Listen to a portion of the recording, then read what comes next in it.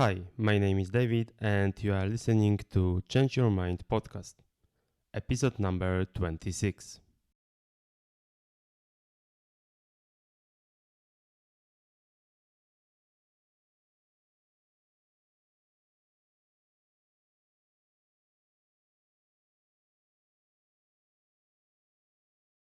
My mission is to redefine personal development, make it much more accessible for everyone, and convince as many people as possible that change is possible, no matter what is your current situation.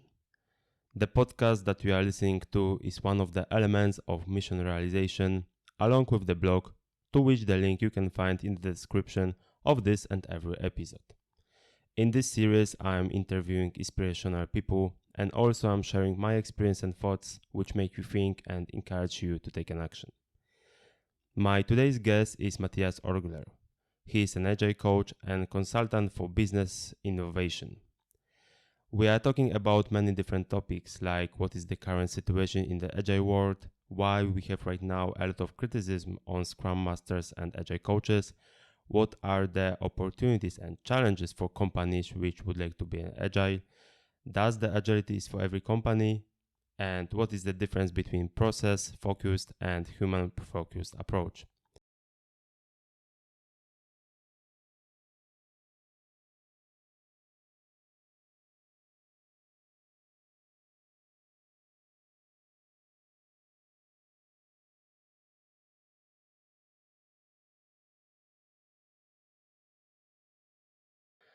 Hello, Matthias. Thanks for accepting my invitation. And actually, the topic that I would like to talk with you today, I think it's very up to date and it might be interesting for many of us, especially for those who are working in an agile environment. But before we jump into the topic, of course, I'd like to ask you for the few words of introduction. So, if you can say who you are and what are you doing on a daily basis. Yeah, hi David. Great to be here. Uh, I am Matthias Orgler, and I am an Agile coach, which is sometimes too limiting, I think, for what I'm trying to do. So, just a brief history. I'm now based in the center of Europe, in Frankfurt, Germany. I used to work in Silicon Valley, scouting markets there, which taught me a lot about how to build products. And by training, I'm actually a software engineer. So always wanted to build great products. Along the way, I found out that it's important to know markets, investing in companies, in markets. And I also found out how important it is that you have a great team. And to enable that great team, you also have to have a great company around that team, great organization around that. And this is basically what I do today. So I help companies and teams to be better at creating awesome products and just being insanely productive and having a lot of fun.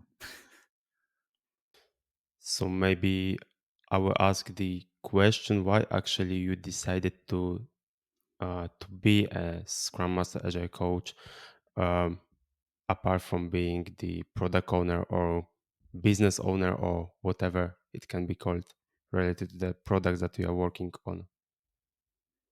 Yeah, what led me down that path was actually the thing that I wanted to create great stuff. And I noticed that my impact, as good as I can get as a software engineer, for example, it's never enough. I noticed that it's more important to help my whole team, my entire team, to become better in order to get something great into the world. And then I noticed, as I said, that it's also important to see the whole company around it and the markets around it and, frankly, society around it. I think agility is more than just a bunch of processes. It's actually agility to me is a new view of the human being. That's at the core of agility for me. And that's at the core of everything I do, be it individually, on the team level, on the organization level, or on the market and societal levels. This is interesting because I read already a lot of definitions of Scrum Masters versus Agile coaches, and I also was thinking about, um, and I think that many people think about the question: is it really the case that the Scrum Master Agile coaches should be, um, maybe not should be able, but should be capable of talking to businesses about the products and have the product domain knowledge? So I think that your answer will be yes, but maybe you would like to, yeah, explain a little bit what does it mean to have this product domain knowledge for Scrum Masters and Agile coaches? I'm not a fan of Scrum Masters having product domain knowledge. I mean, it doesn't hurt if you do have it. Or sometimes it can actually hurt. It can get in the way, but for most people can handle that fine. The thing is that the Scrum Master role, or generally the servant leadership and coach role, even independently of Scrum, is not well understood in most companies because there are two typical roles you have. You have the worker bee, like the engineer doing the stuff, or the user interaction designer, the user experience designer, the business analyst, the people doing the work. Or you have the people managing the people doing the work.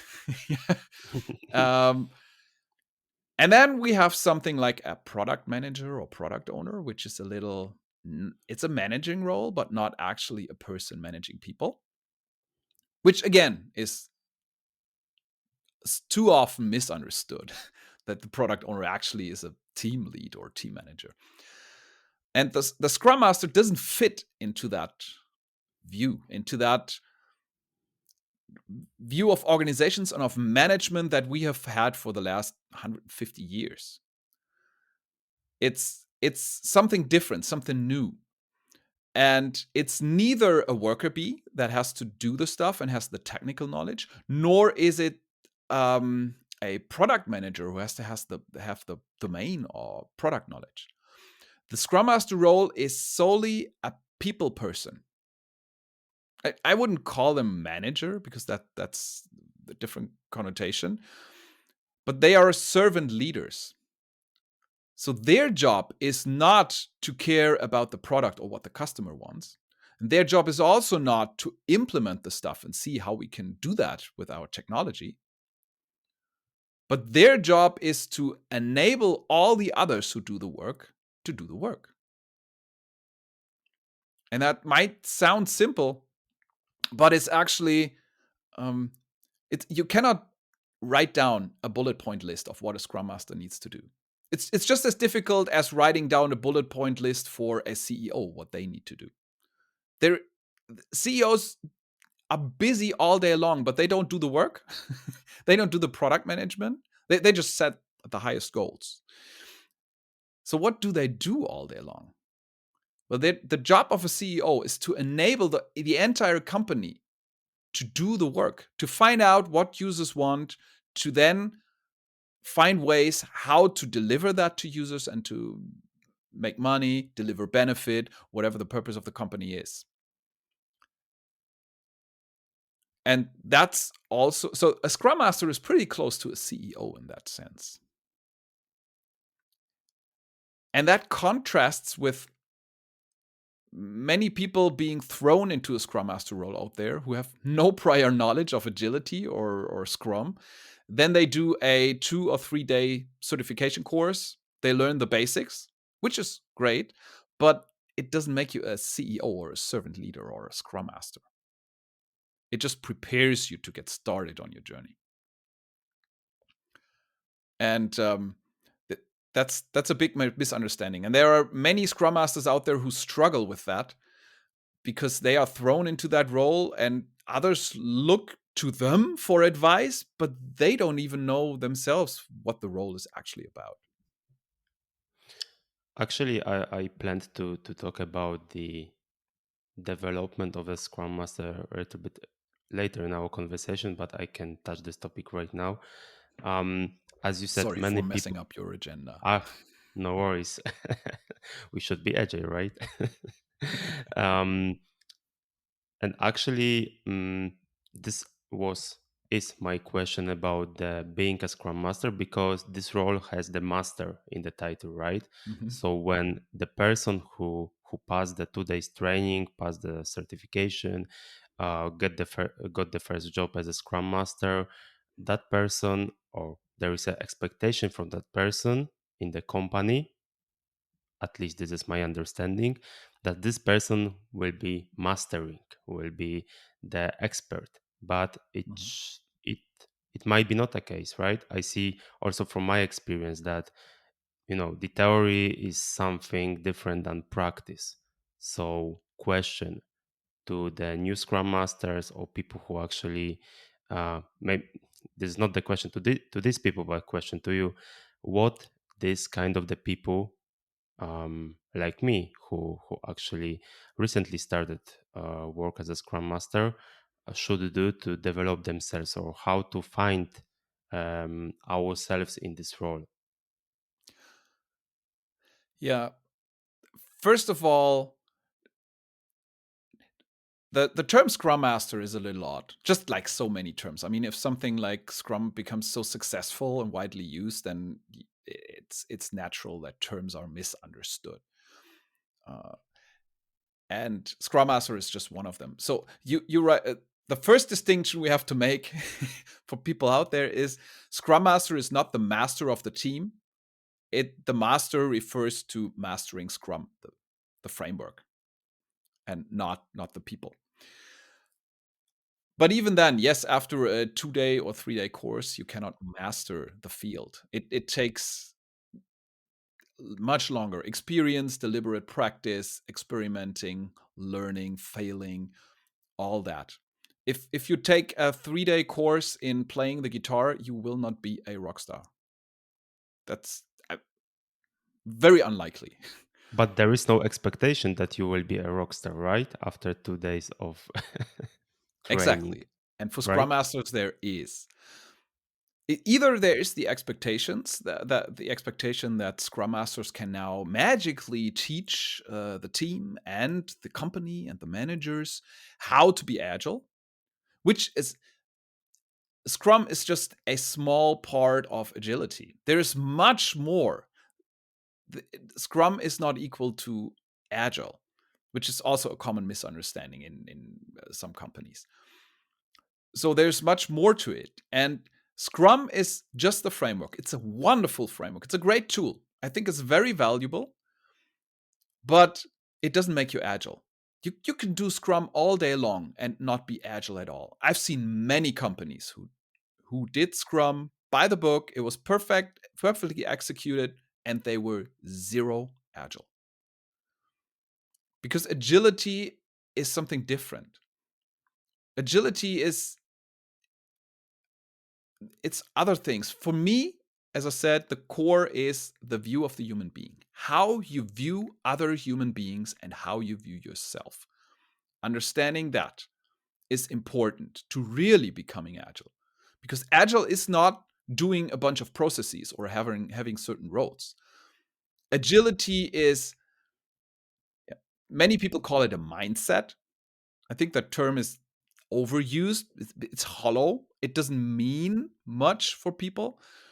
But if you fill that with real things, with view of the human being, with trusted environments, with a failure culture where you applaud people whom you trust and they make a mistake and they mess up and you still say this is a good thing. And I trust you to do that. I trust you to make decisions, even though you're not a manager, you're a developer, but you are making the decisions. This is what agility is all about. And this takes longer than 2 or 3 days of training.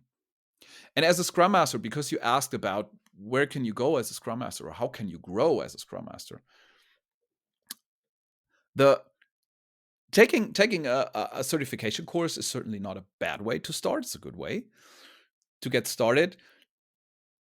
But then you need the experience. You need to try it out. You need to continue learning.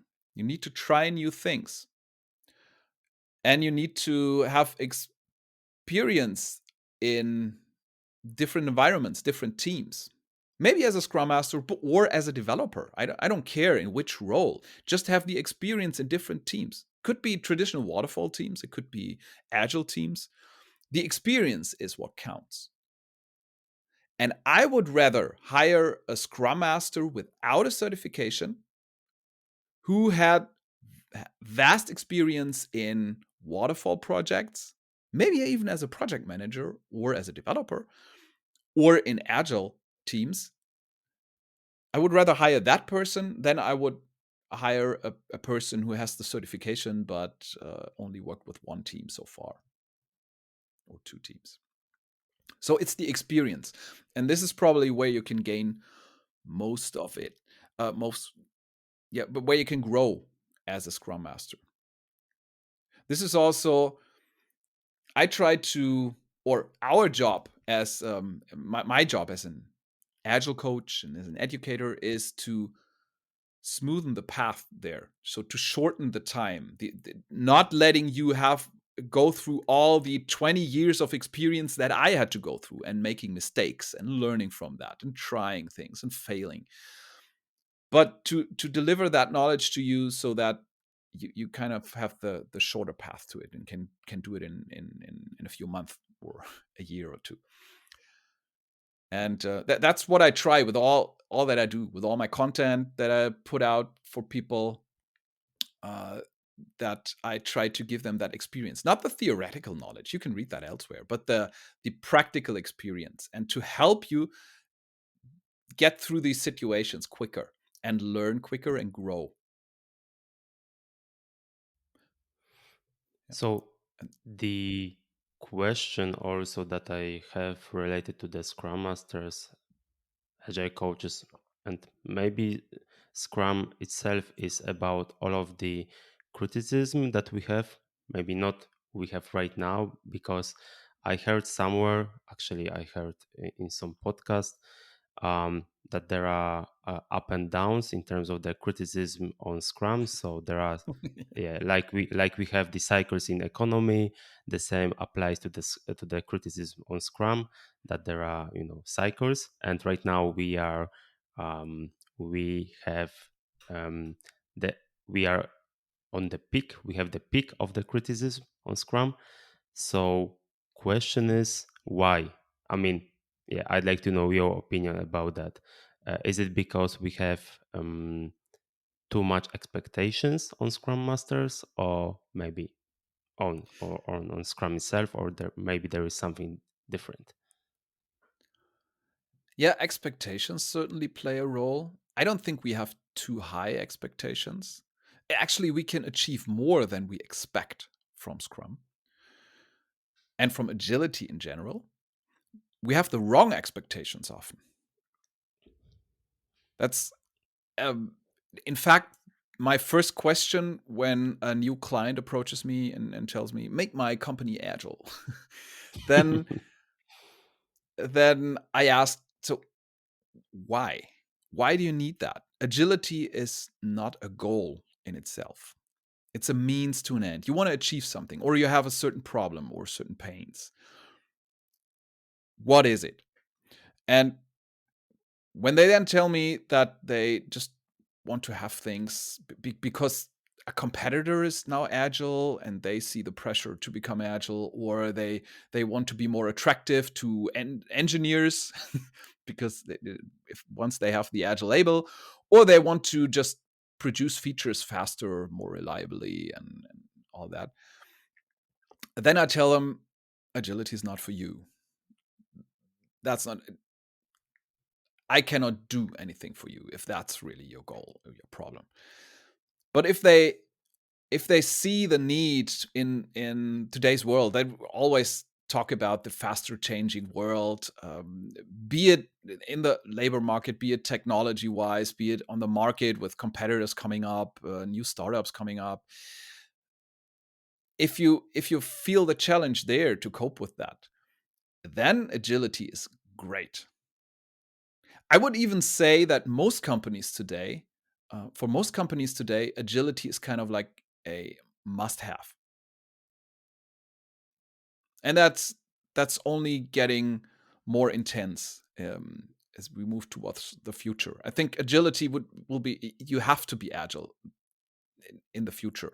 For most companies, there are certainly exceptions, but for most companies, you will have to be agile. But that refers to true agility, not just the fake agility that so many companies live. And this is also where the criticism comes from, I think, is the success of agility in general, and Scrum in particular as the most successful agile framework, is that so many people use it without actually understanding the mechanics behind it. Because it's if you are handed a tool but you don't know what to do with it, you will use it in the way you always knew how to use it. If you always used a hammer to nail things into the wall, and someone hands you a fancy new screwdriver without anything else, you will take that screwdriver and try to hammer the screw into the wall because you don't know any better. And if it's not in the instructions, you will never know. But it's a totally different approach that you need. It's not how hard you hit it. You can try hitting it harder, but you will complain about that screwdriver because it's messed up. The hammer was much better, indeed. And this is the problem with Scrum that Scrum has. Many people have seen it applied wrong or in the wrong context or without the necessary understanding, without agility underneath it. And so they've seen a bad version of Scrum, which is not actually Scrum, but it was labeled as Scrum. And this is their image of what agility is. And it didn't work. Of course, it didn't work. And this is what they associate with Scrum. So they hate it. And I can totally understand that. I'm on their side. I hate that too. But it has nothing to do with Scrum and how it's meant to be. So it might be the case that we have this criticism because the companies implemented the Scrum or any other framework wrong, or they have bad experience with that. At least this is my understanding. Yeah, we could say that. And that earns criticism in itself because you can always say, okay, you're using the tool wrong. The tool is great, but you're using it wrong. That can also become an excuse. But for Scrum, it's understanding that Scrum itself will never make you agile. Scrum is a very simple thing. Scrum is just a problem detection device. Nothing more, nothing less. The comparison I often use is if you have a Geiger counter, that device that shows radioactivity, dangerous levels of radioactivity. If you are in a nuclear disaster zone and a friend hands you that new cool tool that will save your life, called a Geiger counter, or Scrum in our case, and you get that and you don't know what to do with it, you hear it clicking, but you walk towards the disaster anyway and you die. So the Geiger counter didn't save you, and it was never meant to be. You could never expect that. But many people expect that from Scrum. Just by having Scrum, you will magically become agile. But that's not the truth. You have to actually be agile to be able to use Scrum. It's a great tool to help you once you understand that the Geiger counter, that clicking, that annoying clicking, that it's not there to annoy you, but it's there to help you, and you understand that. And then you have to make the right decisions. So, it's clicking more often, so I have to run the other way, or I have to put on the hazmat suit. But you have to know that. Scrum will not tell you what to do. It's just pointing out the problem. And that's what so many people neglect. So first is to get the understanding and later implement, instead of implement and then try to understand. I mean, there are different schools, and it's probably, it depends on the context. That's coaching consultant speak. It depends. But you can certainly start to do Scrum without fully understanding the mechanics behind it. But you have to work on both sides. So you also have to work on what's underneath, on your agility. And agility, as I said, is for managers to give up control, to understand that human beings are not these extrinsically motivated economic robots. I think that's what Dan Pink calls them, economic robots, which just react to extrinsic motivators where you say, okay, if you work better, faster, you're promoted or you get the bonus. This is not how we should view human beings, but this is how many companies and organizations do it. They treat people like that. And once you understand that people are driven by intrinsic motivation, and that this is not a nice add-on, but this is actually the fundamental driver in our lives. The drivers of autonomy, of mastery, of purpose. This is what drives us. Once you understand that, then you see that a big chunk of what your organization has in terms of organizational structure, of processes, of policies, is just you can just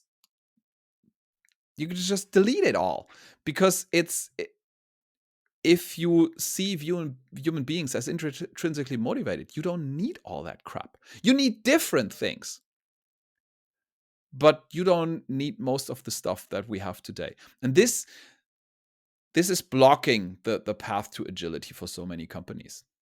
That it's in the organizational structure, it's in the processes, it's in the minds of some people, some managers still, and it's in so many places that you have to start understanding it and letting go of that at the same time that you may start to do Scrum.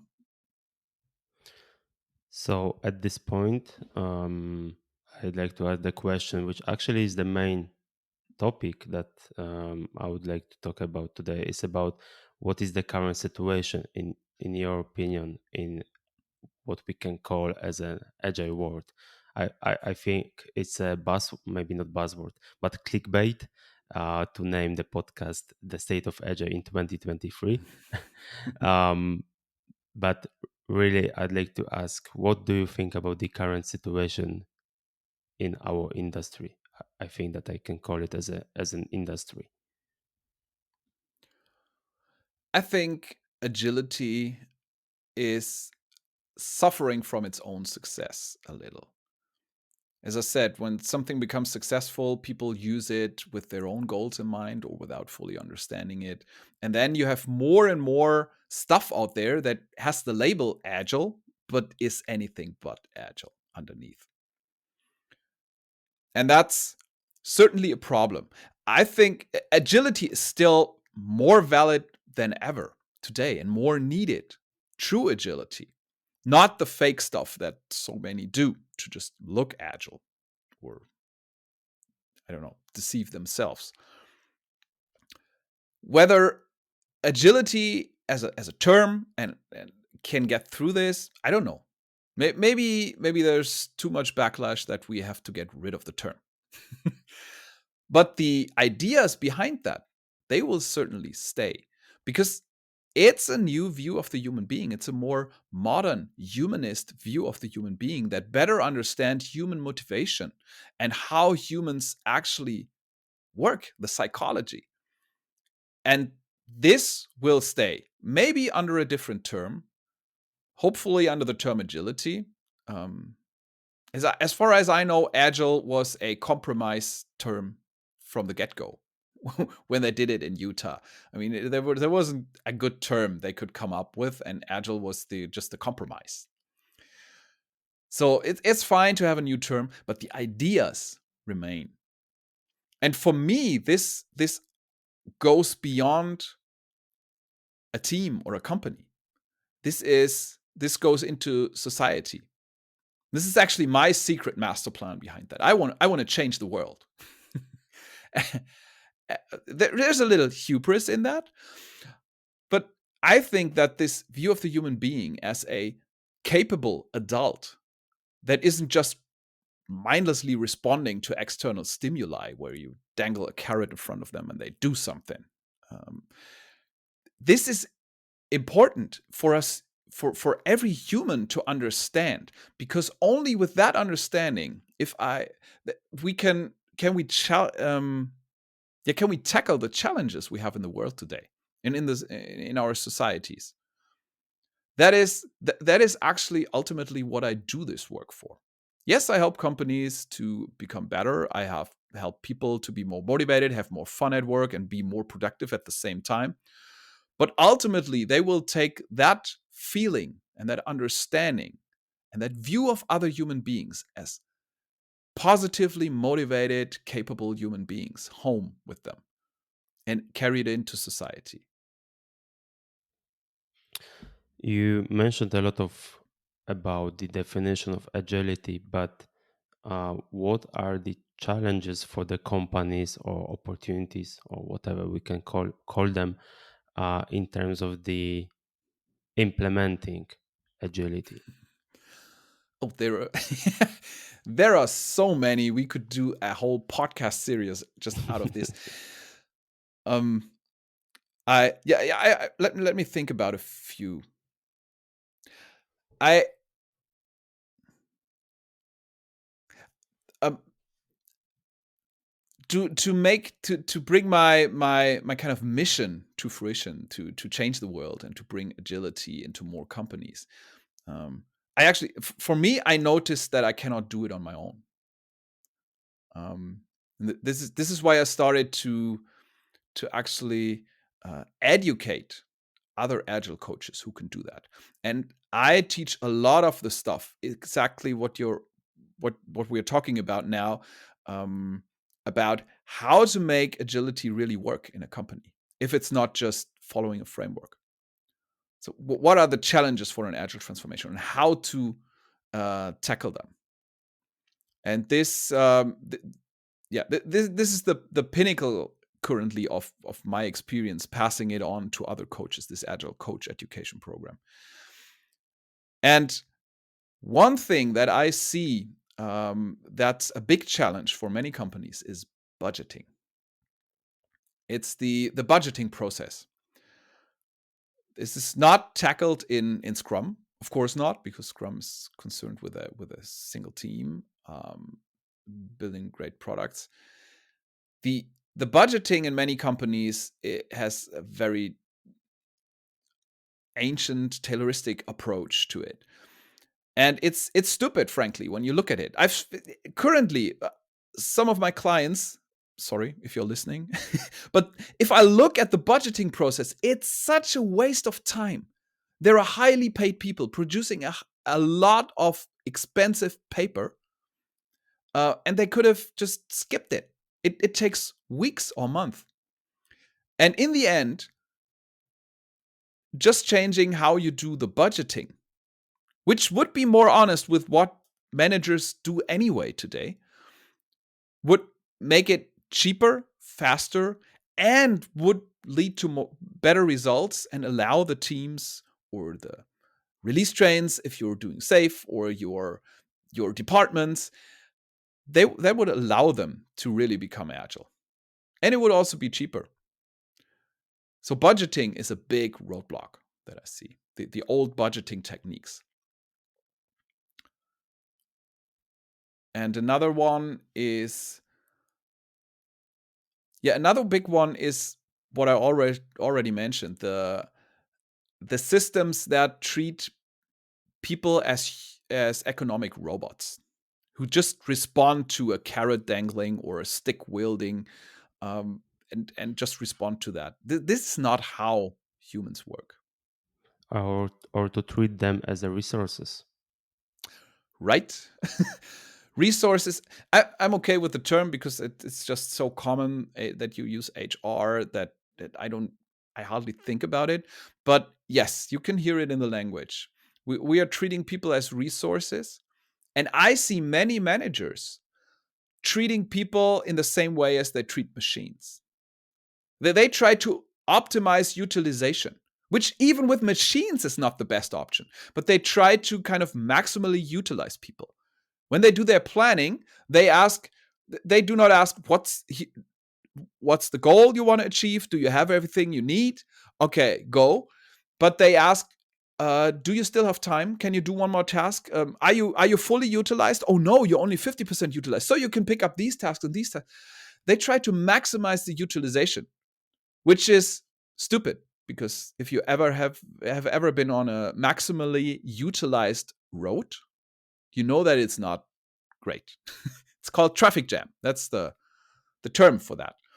Nothing is moving, nothing's flowing, no one's getting value. So they think of humans as resources, as machines.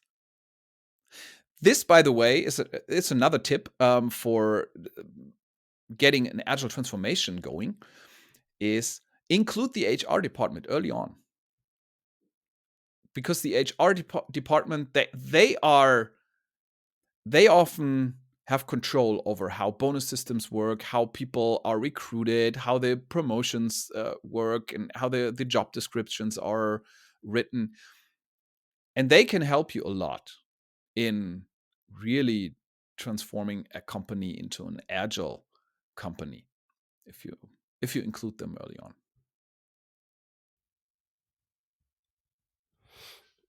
I didn't expect this kind of challenges, to be honest, because I think when we talk about the I don't know, Scrum, Agility, or any other framework, I think that nothing is mentioned about the budgeting, for example. Um, and I think that, as you said, many companies are doing this in the way that at the end of the year they are planning the budget for the next year, and somewhere in the middle of the next year they are figuring out that we are running out of the money. But this is the topic for another conversation. But also I would like to touch the topic about the expectations of the companies regarding the agility or agile transformation, because as you said, you have the companies that approaching you and telling, maybe not they are telling you directly, but um, I think about this like some managers approaching you and say we would like to be an agile, but what does it mean for them? What you what you experience in terms of the expectation from companies in terms of the agility? Yeah. 20 years ago, when I started my agile journey, actually with extreme programming, which was pretty common back then, and Scrum, um, um, Jeff Sutherland and Ken Schwaber kind of built Scrum on top of the assumption that every developer is using stream programming. This is why we use user stories and story points and all that stuff today, which is not part of Scrum. But much of the extreme programming today is gone from how people learn or how teams learn to do Scrum. That's missing. So when I started 20 years ago, companies didn't talk about agility. That was at most, if you mentioned the term, you didn't get the contract, because they said this is something that one or two people might do in their garage at home with a hobby project, but not for a serious company. So they actually hired me to solve problems, which our feature development is slowing down and we cannot keep up, or we need to be more innovative and react quicker and stuff like that. They hired me for that, and I just used agile methods to make it happen, which kind of, in a way, it was more honest than than what it is today when companies come to me and hire me to make them agile, which, as I said at the beginning, agile is not a goal in itself. It's just a means to an end. And the expectations are sometimes, I don't know, it's different. As I said, I've seen companies who just want the label agility because they are getting sold, or there's a merger coming up. They want to raise the price of the company. Then there are companies who just want to be attractive on the labor market for engineers. What comes up a lot is the idea that agility is just something that you apply to a project or to maybe to a bigger project. You apply that to make it faster and cheaper. And if that's actually pretty common. And then my job as an agile coach is to make clear that it's not that mindset and values and failure culture and how you view other human beings cannot be confined to a project. You cannot change your mindset when you work on Monday and Tuesday on that project, and Wednesday through Friday you have a different mindset. That's not working. So it's more than just a project thing. And if they say, I want to make things faster and cheaper, what my reply usually is, I tell them, okay, I can help you become agile, but agility will make things slower and more expensive. Which is actually true in a certain way. And if they then tell me, oh no, okay, then we don't want it, that's fine. I'm happy that I don't have to go through this, because agility wouldn't have been the solution for them in the first place. But if they go with me on that and say, okay, yes, we understand that it will be slower and more expensive, but that we will make more money maybe at the end, or create more value, and that will more than overcompensate the increases in cost and in time. Maybe this will even go down in the long term, the cost and time. Then I can work with them. And then I have to make sure that they understand that the changes that agility requires from a company are mostly happening on the management levels. The teams, the focus is often on the teams, but the teams don't really change that much. They just do the work. Scrum doesn't tell you how to do your work. You are a highly paid expert to know how to do your work. Scrum is just letting you finally take control over how you do your work. But not much changes. But for the management levels, the middle and the upper management, their role often flips 180 degrees. And in many of my clients are not ready for that. They think that agility is starts below the manager down into the teams, and the manager doesn't have to change. And that's a big problem. They have to understand that they need to change the most, and it will be painful for them. And if they don't have the trust in me and the belief that they really want to do that, they will not go through that pain. They will jump ship at the first indication of pain.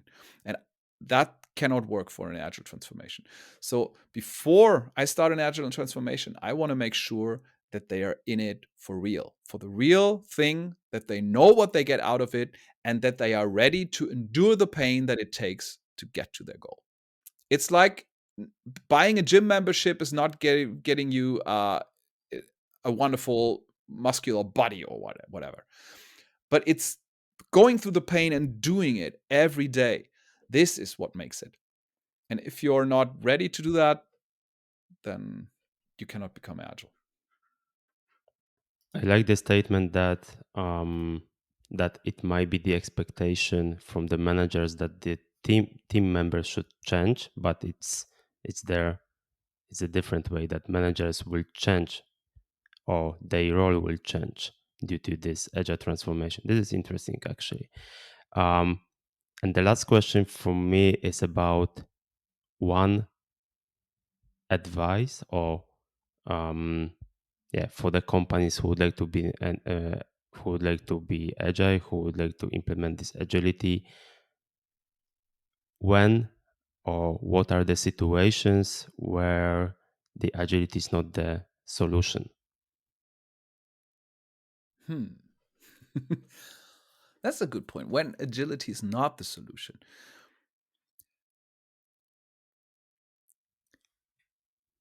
Because I think that I believe that the Scrum or any other framework is not for every company. So not every company should should take it very serious and implement it because market requires it, right? So if you have very routine work where it's like an algorithm, people go through a checklist to do the stuff, and you know exactly what to do, and you know the world is not going to change, there is not going to be an impact, not talking about like a meteorite hitting Earth or something, but a sensible impact uh, that you have to calculate for, where we really know what to do, like rolling out stuff without looking left and right, and people really doing algorithmic tasks. This is a case in which agility doesn't give you much benefit. It doesn't hurt much, in my experience, but it's also not superior to just doing waterfall, doing the straightforward stuff. The most of the work we do today is not algorithmic. It's knowledge work. We have to think, we have to experiment, we have to come up with ideas. And this is where agility is the best approach. And also, agility has that aspect of if you don't really know where to go. Many people think they know where to go. I've seen product managers who were certain that this was the right product, this was the right feature set, and we just have to implement it for the next year or two. And they were completely wrong. Because the best product managers in the world, the best product managers, are admitting that 50% of the features they come up with are crap. They are useless. So you have to find out which ones are useless or which ones you might have forgotten. And this is where agility shines. So I think if you can predict the future, if you are very certain you can do that, if you know there will not be changes, or the changes will be in a way that you can kind of account for them with a few buffers, and it's algorithmic tasks, then agility does not give you an advantage. I would say, though, that applying agility doesn't hurt much in these cases, but applying a waterfall approach, which is what we tend to call the opposite of agility, to a situation where you need agility, wreaks havoc on the thing. It just totally destroys it. So you get products that nobody buys, or you just get these canceled projects. So when in doubt, I'd rather use agility and then take the small, tiny hit if it's really an algorithmic, predictable project. This, for me, it's interesting perspective. So thanks for your answers. So the last part of every podcast that I'm recording is some kind of the advertisement. So for people who would like to learn more about you and what you are doing, and maybe would like to talk to you about their problems, where they can find you or how they can contact you. Yeah. I mean, you can find me on LinkedIn. You will probably link that with the show notes of Yeah, this for sure. podcast. And I'm also active on TikTok. If you enjoy that, it's a lot of fun to do these agile videos. And if you really want to dive deeper, like when it's about becoming a better Scrum Master or moving up in your career to really maybe move from a Scrum Master to an Agile Coach, this is where I have stuff on my website. So I have, for example, a free weekly newsletter for Scrum Masters with these, what I mentioned earlier, the real cases that happen in the real world, which is not written in the theory books, to learn from that. And if you really want to dive in deeply, then I have the 6-month Agile Coach education, if you are ready for that. This is really intense, and this talks about everything: the psychology part, the view of the human being. It talks about how to approach agile transformations, much or some of the stuff we touched on today. Okay. So for everyone who are who is sorry, so everyone who would like to get know about you, yeah, just visit your LinkedIn or website. And I'd like to thank you for this conversation. I think it was very interesting, and I think that many of the things can be taken as a useful knowledge. So I'd like to thank you again, and maybe there will be also a chance to speak on another occasion. Yeah, thank you. It was great to be here, and I hope that I could